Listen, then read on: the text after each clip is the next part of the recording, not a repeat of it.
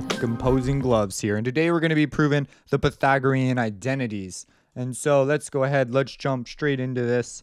So you've probably seen, like, what the heck is the big deal about stuff like this? So you've probably seen sine squared theta plus like cosine squared theta. Now theta is just the name of the angle. We could name our angle x or y or whatever we want, is equal to 1. You've probably seen this before, and you may not know that this is a really big deal. So the reason it's a big deal is because now whenever you see sine squared plus cosine squared, you know that you can replace that whole expression with 1, which is really great. You can make the rather scary looking expression look very nice. Just make it 1.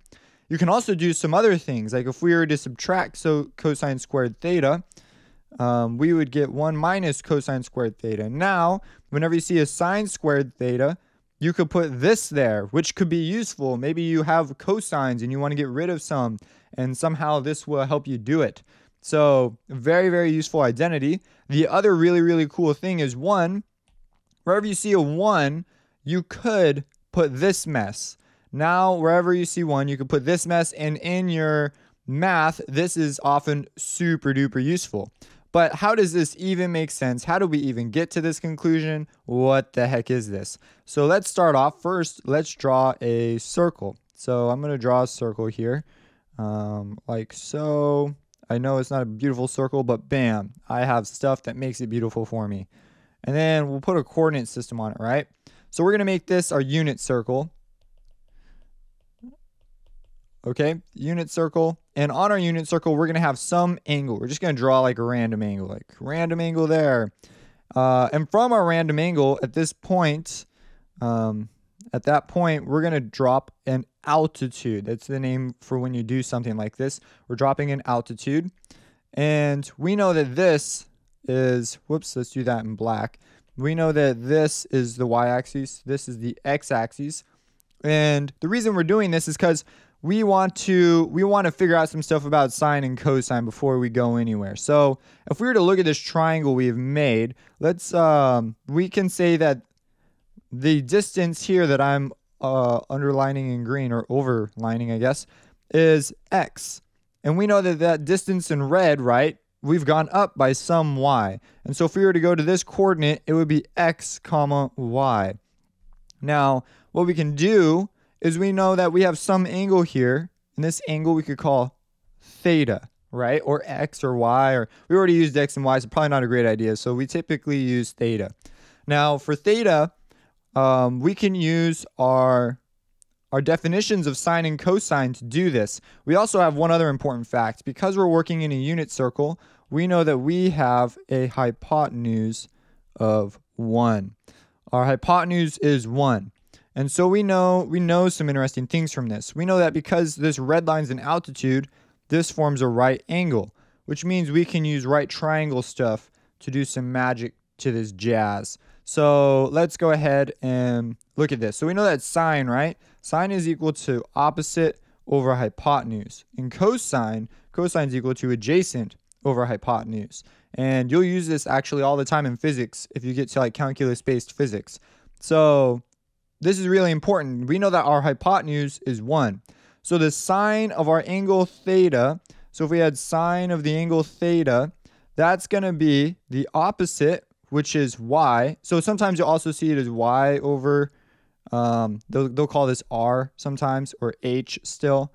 So r, and then you'll also see x over r. They'll call your hypotenuse r, but you know, it's like whatever. So some of you guys will be familiar with that definition instead. But anyways, if we did this sine, our sine of the angle theta would be our y over our hypotenuse, while our hypotenuse is this 1. And so we just put 1. And if we look at this, sine of the angle theta is actually just y. It's only y. And so that's pretty interesting. What does this mean? Well, that means wherever we see a y, we can replace it with a sine theta. And that's why on the unit circle, they say that this right here is the sine of the angle. So they'll say, oh, this point, this is at some sine. This y up here, this y is a sine theta. Or if we have like an x, it'd be sine x or whatever it is. So we've just replaced our y. Now what we can do is we can come over here and we can say, well, for cosine, we look at this, well, we say, well, cosine is our x value because that is the side adjacent to x. And so that means that this is going to be x over our hypotenuse, which is 1. And that simplifies to just cosine, whoops, forgot my theta. Cosine theta is equal to just x. So now we can do the same thing for x. And this is why people say this is like some cosine x. And so that means that this point is some cosine x. So our point here is actually cosine theta, comma sine theta. Now, this is a really important deal because now you know how come cosines and sines are popping up places. That's where they come from. But let's take a look at these identities now. Now we can approach the identities. So the way the identity works is we're going to look at this angle theta and see what we can find out. Now we know that this triangle we have here is a right triangle. So that means that we can use a squared plus b squared equals c squared, right? If this was a, b, and c. However, we have different names, so let's use our names. That means that cosine squared, and when you're writing trig identities, the squared goes next to it. It is not x squared. It is cosine squared. Plus sine squared. Now, I put the wrong angle in here. This should be cosine. This is theta, right? Because we're doing this all relative to theta. Saying cosine x would make absolutely no sense. And so that's a mistake right there. But there you go. I've seen that. Now, that's also a common mistake. So it sort of is a good thing that we have that here. Don't make that mistake. Don't mess up your thetas and your x's and so forth. Remember, we're doing everything with respect to an angle. Another thing I see all the time is people will ignore the shield. I call it the shield. Whatever's in this thing, this is the argument, this theta. You do not touch that without the prescribed tools. You don't distribute into this or anything. It's sort of like, I call it shielded. And so you can think of this as sort of a shield. Don't be mistaken with adding to cosines of different angles. Like if you had cosine of like, I don't know, 54 plus cosine of 89. Don't do it. Don't do it. So, okay. So we have some cosine theta plus some sine squared theta, right? Because this is the same thing as x squared. And this is the same thing as y squared, as we have shown over here. And then this is equal to our hypotenuse, which is just 1. So now we have reached, well, I'll keep that in the picture for now, I guess. Now we have reached the ultimate conclusion, though. Now we have proven that cosine squared theta plus sine squared theta is equal to 1. And now if we had some problem and we see, oh, there's a 1 here and we need this mess, we could get to it. If we have a problem and we have, you know, we could do a couple other things with this. Let's come over here. So let's write it again. Theta and sine squared theta is equal to 1. We could write it as cosine squared theta equals 1 minus sine squared theta, right? We took the sine squared and we moved it over. And so we could use this one. We could do a similar one for sine. Sine squared theta is equal to 1 minus cosine squared theta. And so what happens is you're going to be solving these things called trig identities and later on actual like problems. And it's really, really useful to be familiar and be able to recognize these things, because these things will pop up and you will see them in your math. And if you can recognize them and say, 1 and I have a sine squared here, this looks suspiciously like an identity, and then you go look at your identities or you derive them, or ideally you can just sort of remember them. I usually end up deriving a couple of them at least. You find out, oh, this is cosine squared theta, and oftentimes that's a really important piece of the problem. You can get a couple others. So let's go ahead. Let's write our identity down here. We have cosine squared theta plus sine squared theta equal to 1. And then we're gonna do some algebra to it. Let's do it over here, and we're gonna derive 2 other identities from this. The first one we're going to do is we're going to divide by cosine squared theta to all our terms. So as long as we do it to every term, it's a balanced operation. All our sides are still proportional, which means basically just saying that this is this 1 is still equal to this expression over here. So what we're going to do now is, so cosine squareds go to 1. Sine squared plus cosine squared is the same thing as tangent squared theta. So this is tangent squared theta. And I just sort of expect you to know that. And then 1 over cosine squared. Well, we know that this 1 over cosine squared is actually secant squared theta. And so this is another fundamental relationship we have just discovered. You'll see this one all the time. And all you do to get this is you divide by cosine squared. And I like to make it so that it's equal to 1, because if you know it's equal to 1, you can do some interesting things, because now if you see a 1, you can replace it. And to me, I run into 1s a lot more often than I do this expression all the time. But I do run into secant squareds and tangent squareds all the time. So you need to sort of be able to see the additional forms, sort of like how we have derived up here with our cosines squareds and sine squareds. So let's go ahead, let's rewrite it as 1 is equal to secant squared theta minus tangent squared theta.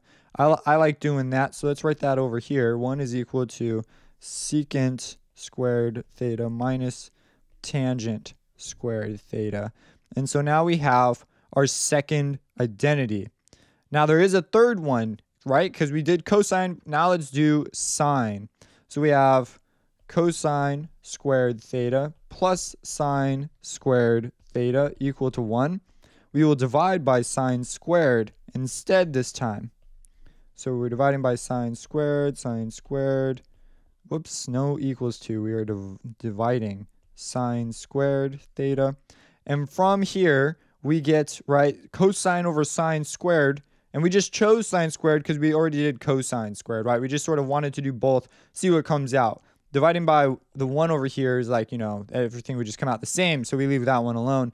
That's the powerful thing about the unit circle with a hypotenuse of 1. We can sort of discover these fundamental relationships. So cosine squared over sine squared is cotangent squared, right? Cotangent squared theta.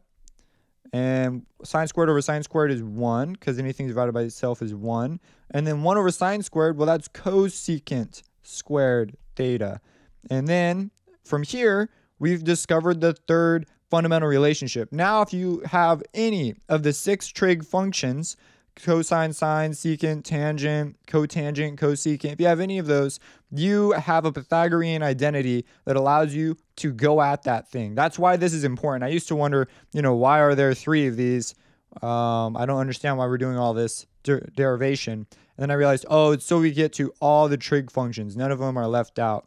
Now let's go ahead, let's rewrite this as, let's rewrite it as 1 is equal to, and then we have over here, we're going to take this, cotangent and move it over there. So it's going to be cosecant squared theta minus cotangent squared theta is equal to a positive 1. So we just moved the cotangent behind the cosecant and it became negative. So, and I just wrote cotan too. Holy cow. Cotangent, C-O-T, squared theta. So, okay, cotangent squared theta. Now, looking at this, we say, oh, wow, okay, look at this. This is so handy. Whenever we see a 1, we could put any of these guys. Like, that's crazy. And whenever we see any of these expressions, we have some way of re-expressing it as another different, basically a trig value with some variation on a 1. 1 might be negative or it might be positive. Who knows? It depends on how we break it apart. So, for example, cotangent, if we were to take this one, we could say, oh, we see cotangent squared theta in our problem. And so you quickly whip up this definition because you're like, oh, yeah, I remember this definition, or you derive it real quick. And then you might be going like, how do I know how to derive it? Well, cotangent. So the way I think of it is, here's a cotangent and this is a cosecant. And so they hang out together because they're like co-buddies. They cooperate. There you go. That's a terrible pun. They cooperate. Therefore, the cotangents and the cosecants get together. And cosecant is associated with sine. And everyone can remember this one just because you use this. This is quoted so much. You're going to remember this one. I don't need to tell you anything about the top one. And so, oh, I need a cosecant so it can cooperate with my cotangent. And so in order to get a cosecant, 1 has to be divided by sine. So then if I divide by sine, I will derive the identity. And so that's how I remember that one. And then we also have a secant and tangent. And so I just remember these ones are not cooperating, right? These cooperate, these do not. So I'm like, okay, I want the ones that don't cooperate. And so that means I want to divide by a cosine, because they don't cooperate, and 1 over cosine squared theta is going to give me secant squared theta. And so these ones have cos, these ones have cos, these ones do not. And this one you just remember because it's like the universe. Everyone remembers that one. I don't know why. It's interesting. Well, I kind of do know why. We just use that one way more. And they're the most friendly functions. And when you get into when you get into doing trig identities, you will be very used to turning things into sine and cosine, because it's usually easiest if you can do that. Because all these other ones like secant and tangent, they're all different forms of just these 2 identities. So I mean, in real life, there's only really 2 identities, or 2 trig functions. All the others are versions of these 2 fundamental trig functions. It's like we're getting into some real universe philosophy stuff right now. Like, holy cow, there's only 2 trig functions in reality. But we call these the 6 basic trig functions. So anyways, hopefully this was insightful for you. You see how to come up with them. Hopefully you have now a tool to remember them. And you're going to find out later that this is going to be the least of your worries when you're remembering these. But now also when you see ones, or you see anything squared, any trig function squared, you can immediately think this has got to be related to a Pythagorean identity anytime there's a squared. And that's really powerful, because maybe you're going to square both sides and you can use a bunch of Pythagorean identities to solve your problem. I don't know. It's just another tool in your toolkit. So that's that. If you have any questions, let me know. Subscribe and have a blessed day.